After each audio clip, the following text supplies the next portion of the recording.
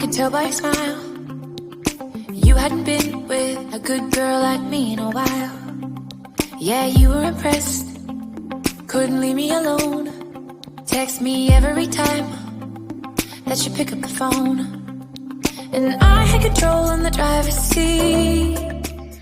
Assalamualaikum warahmatullahi wabarakatuh. Salam, Om Swastiastu, Nama Budaya, salam sejahtera untuk kita semua. Halo teman-teman, perkenalkan nama saya Andiri Saramadani Hidayat. Saya merupakan mahasiswa dari Institut Agama Islam Negeri Bone, Fakultas Ekonomi dan Bisnis Islam, Program Studi Ekonomi Syariah semester 7. Pada kesempatan kali ini, saya akan memaparkan materi yaitu investasi pada saham syariah. Nah, ada beberapa pokok bahasan yang akan kita bahas. Yang pertama yaitu konsep dasar saham syariah. Kemudian yang kedua, prinsip dan syarat investasi saham menurut syariah. Kemudian yang ketiga yaitu mekanisme investasi saham syariah. Yang keempat, instrumen saham syariah dan perkembangannya di Indonesia, serta APITU Jakarta Islamic Index. Yang pertama, yaitu konsep dasar saham syariah. Apa sih itu saham dan apa itu saham syariah?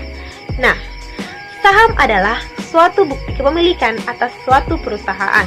Sedangkan saham syariah adalah sertifikat yang menunjukkan bukti kepemilikan suatu perusahaan yang diterbitkan oleh emiten yang kegiatan usaha maupun pengelolaannya tidak bertentangan dengan prinsip syariat Islam. Kemudian, macam-macam saham. Yang pertama yaitu ditinjau dari segi kemampuan dalam hak tagih atau klaim. Ada dua macam, yaitu saham biasa atau common stock. Kemudian yang kedua yaitu saham preferen atau preferred stock. Nah, jenis yang kedua yaitu ditinjau dari cara peralihannya. Ada dua macam, yaitu saham atas unjuk atau bearer stock. Kemudian macam yang kedua yaitu saham atas nama atau register stock. Nah, jenis yang ketiga yaitu ditinjau dari kinerja perdagangan.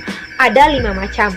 Yang pertama yaitu blue chip stock, yang kedua yaitu income stock, kemudian yang ketiga growth stock, yang keempat speculative stock, dan yang kelima yaitu counter cyclical stock.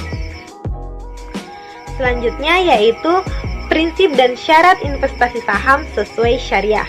Nah, prinsipnya ada 5. Yang pertama yaitu bersifat musyarakah jika ditawarkan secara terbatas. Yang kedua, bersifat mudarabah jika ditawarkan kepada publik. Yang ketiga, tidak boleh ada pembaca jenis saham karena risiko harus ditanggung oleh semua pihak. Yang keempat, prinsip bagi hasil laba rugi. Dan yang kelima, tidak dapat dicairkan kecuali dilikuidasi.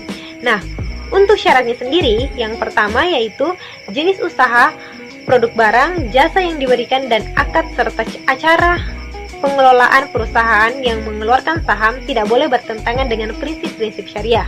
Yang kedua, emiten wajib untuk menandatangani dan memenuhi ketentuan akad yang sesuai dengan syariah atas saham syariah yang dikeluarkan.